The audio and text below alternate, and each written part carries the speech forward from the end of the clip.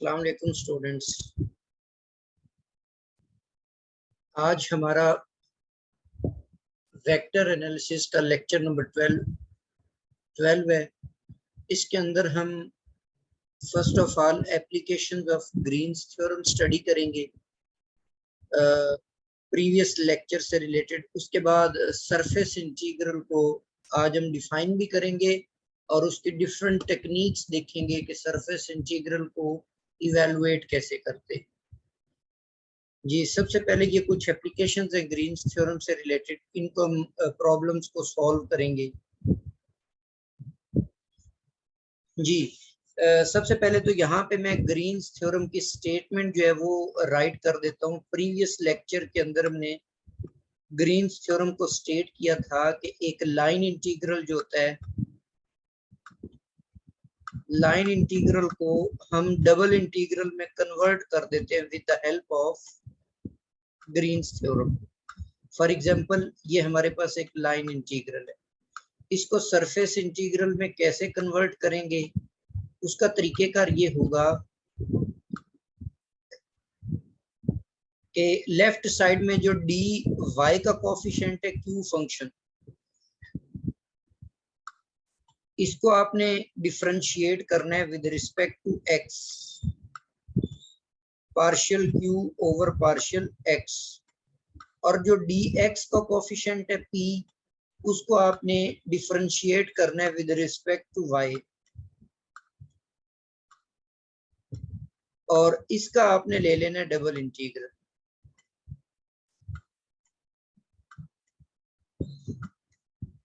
Ji, this is the statement of Green's theorem. जैसे ये नीचे एग्जांपल दी हुई है कि इवेलुएट दिस लाइन इंटीग्रल, ये हमें एक लाइन इंटीग्रल दिया हुआ है इवेलुएट करने के लिए, where C is the triangular curve. C जो है ये ट्राइंगुलर कर्व है consisting of the line segments from origin to this point, second segment है from this point to this point, and third segment है from this point to origin. अच्छा, सबसे पहले तो हम ये जो कर्व है उसको ड्रॉ कर लेते हैं यहाँ पे, ताकि हमें जो लिमिट ऑफ इंटीग्रेशन है वो फाइंड करने में आसानी होगी। सपोज ये हमारे पास X Y Cartesian coordinate system है, ये एक्स एक्सिस है और ये हमारे पास वाई एक्सिस है। अब ये जो पॉइंट्स हमें दिए हुए हैं, इन पॉइंट्स को अगर हम यहाँ पे ड्रॉ करें तो फर्स्ट हमें जो लाइन सेगमेंट दिया हुआ है वो ओरिजिन से स्टार्ट हो रहा है और 1 0 पे एंड हो रहा है। अब ये जो पॉइंट है ये ओरिजिन है, यहाँ पे 0 0 है। सपोज कर लेते हैं कि ये जो पॉइंट है ये हमारे पास है 1 व 0,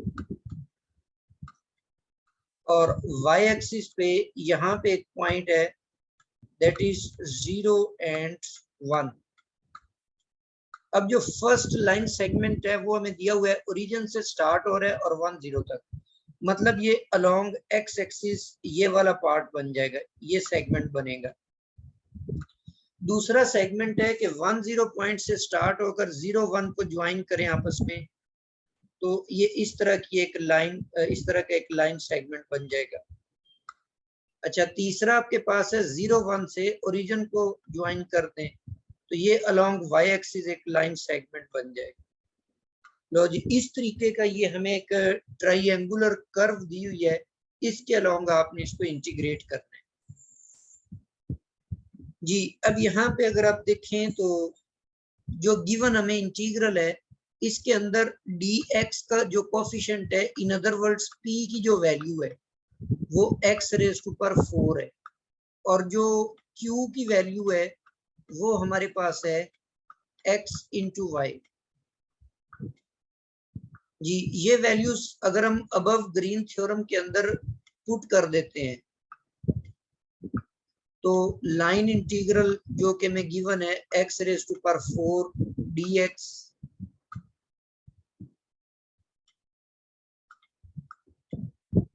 प्लस सेकंड आपके पास टर्म है एक्स वाई और डी वाई। जी, इसको चेंज कर लेते हैं सरफेस इंटीग्रल के अंदर।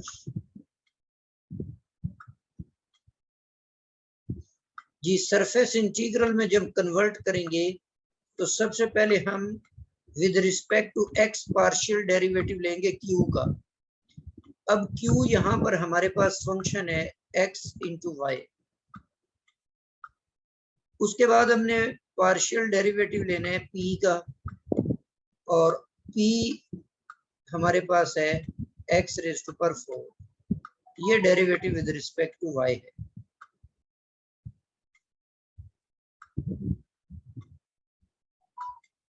यहाँ पर डी ए आ जाए। जी इसको अगर आप थोड़ा सा सिंप्लीफाई करें, ये डेरिवेटिव्स ले लें, तो डेरिवेटिव्स लेने के बाद ये आपके पास ये जो फर्स्ट टर्म है इसमें x का डेरिवेटिव लेंगे तो जस्ट आपके पास y रिमेनिंग आ जाएगा, और सेकंड जो फंक्शन है उसका with respect to y derivative लेना है, उसमें y वाली टर्म ही नहीं है, तो ये आपके पास 0 बन जाएगा और यहाँ पे आपके पास dA आ जाएगा। जी अब आपने इंटीग्रेशन की जो लिमिट्स हैं वो बनानी है। उनके लिए हम डायग्राम से देख लेते हैं कि जो x की लिमिट्स हैं, x की जो वेरिएशन है अलोंग x एक्सिस, वो तो आपके पास है 0 से 1 तक। x स्टार्ट 0 से हो रहा है और 1 तक जा रहा है। और y की जो हम लिमिट देखते हैं, अब ये हमें पता है कि अगर हम विद रिस्पेक्ट टू y उसको हमें एक तो जो कांस्टेंट लिमिट्स रखनी पड़ेगी एक वेरिएबल की, और दूसरे जो वेरिएबल होगा उसकी लिमिट्स चेंजिंग हो सकती हैं। अब जैसे अगर आप ये लोअर लाइन पे देखेंगे तो यहाँ पर तो y 0 है, इसका मतलब है कि y की जो लोअर वैल्यू है वो आपके पास 0। लेकिन जैसे जैसे हम ऊपर जाएंगे तो ये इंक्लाइंड लाइन है, इसके अलोंग y चेंज होता हुआ जा रहा है। इसका मतलब है कि दूसरी हमें y की जो वैल्यू फाइंड आउट करनी है वो इस लाइन सेगमेंट की इक्वेशन निकालनी है। तो इसलिए पहले हम इसका स्लोप निकाल लेते हैं लाइन की इक्वेशन के लिए। अब उसमें y2 माइनस y1 होता है, तो ये ऊपर वाले पॉइंट को हम सेकंड पॉइंट मान लेते हैं और नीचे जो x के ऊपर है x एक्सिस पर उसको हम फर्स्ट पॉइंट मान लेते हैं। तो y2 से मुराद है 1 और y2 माइनस y1 से मुराद है यहाँ पे 0, और x2 आपके पास 0 है और x1 आपके पास 1 है, तो ये आपके पास -1 आएगा। इसमें पॉइंट स्लोप फॉर्म अप्लाई करें तो y माइनस 1 और -1 और x माइनस 0 ले लेंगे। यहाँ से अगर आप y की वैल्यू फाइंड आउट करेंगे तो वो 1 माइनस x बन जाती है। लो जी ये y की अपर लिमिट निकल आई 1 माइनस x। ये आपके पास लिमिट्स ऑफ इंटीग्रेशन आ गई हैं, इनको आप डबल इंटीग्रल में यूज कर सकते हैं। जी कांस्टेंट जो लिमिट्स हैं उसको हम आउटर इंटीग्रल में यूज कर लेते हैं 0 to 1, और इनर इंटीग्रल में हम यूज कर लेंगे लोअर लिमिट 0 है, अपर आपके पास है 1 माइनस x, और यहाँ पे y है और ये dy इंटू डी एक्स। लो जी ये डबल इंटीग्रल, इसको हमने इवेलुएट करना है। तो y का डेरिवेटिव जब आप लेंगे तो वो इंटीग्रल लेंगे तो वो y स्क्वायर डिवाइडेड बाय 2 बन जाएगा पावर रूल के जरिए से। तो 1/2 को हम आउटसाइड ले आते हैं और ये आउटर इंटीग्रल है 0 to 1 और ये y स्क्वायर बन जाएगा। लिमिट्स ऑफ इंटीग्रेशन है 0 to 1 माइनस x, और यहाँ पर आपके पास dx आ जाएगा।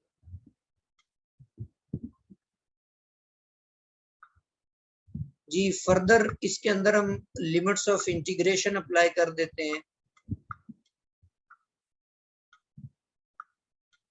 ये इंटीग्रल एज इट इज लिखेंगे और इसमें अब अपर लिमिट पुट करेंगे तो वो 1 माइनस x है और ऊपर इसका स्क्वायर आ जाएगा। लोअर लिमिट 0 पुट करेंगे तो वो 0 हो जाएगी, पुट करने की जरूरत ही नहीं। अब इसमें आप पावर रूल अप्लाई कर दें। जो पावर के अंदर फंक्शन है उसका डेरिवेटिव -1 है, तो नेगेटिव से आप मल्टीप्लाई और डिवाइड कर दे तो ये -1/2 बन जाएगा।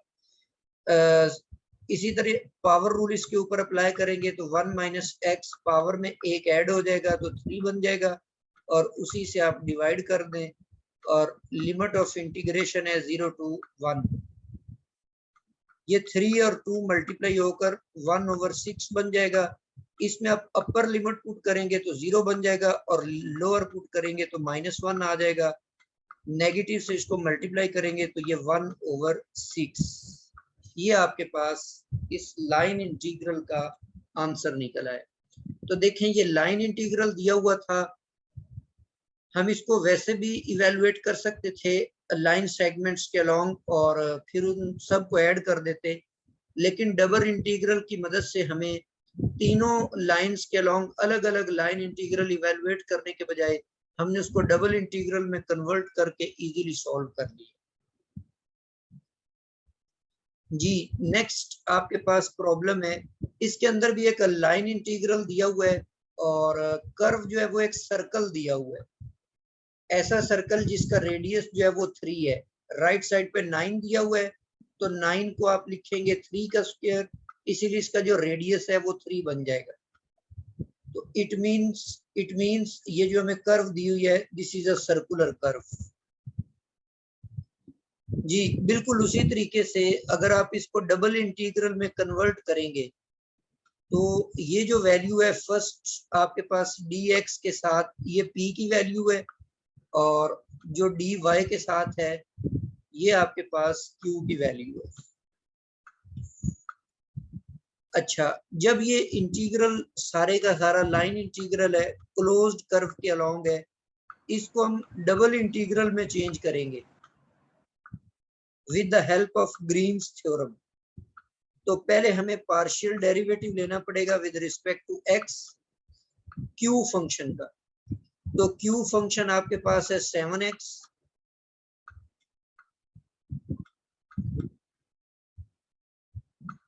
Plus square root y raise to power 4 plus 1। इसमें से सब्ट्रैक्ट करेंगे partial derivative with respect to y। किसका लेंगे? p फंक्शन का, और p फंक्शन आपके पास है 3y minus e raise to power sin x।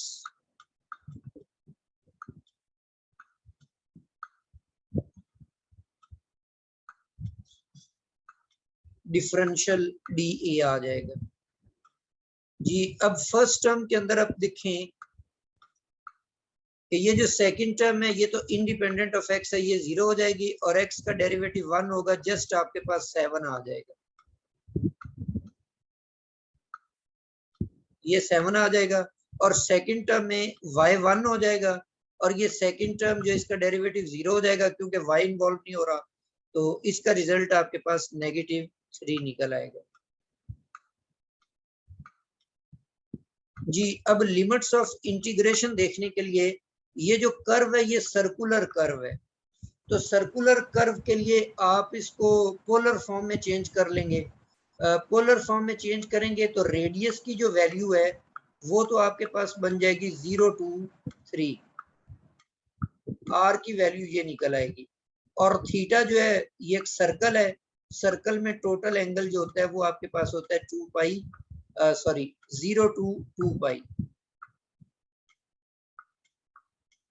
तो जी ये पोलर फॉर्म में हमने पोलर वेरिएबल की लिमिट्स मालूम कर ली है, और हमें पता है कि पोलर कोऑर्डिनेट्स के अंदर जो डिफरेंशियल एरिया होता है वो इक्वल होता है r dr और d थीटा। लो जी ये 4 जो है इसको आप आउटसाइड ले आते हैं, कांस्टेंट है, और इस पे आप लिमिट्स पुट कर दें। थीटा की लिमिट है 0 to 2 पाई, और r की लिमिट्स हैं 0 to 3। dA जो डिफरेंशियल एरिया है उसकी वैल्यूज r और dr और d थीटा पुट करते हैं। जी r को जब आप इंटीग्रेट करेंगे, अब इसमें आप इंटीग्रेशन सेपरेट कर सकते हैं, तो इसमें अब ऐसे हो जाएगा कि ये 4 बन जाएगा, और 0 to 2 पाई और 0 to यहाँ पे ये d थीटा और यहाँ पर अब आपके पास आ जाएगा 0 to 3 है ये इंटीग्रल r और dr।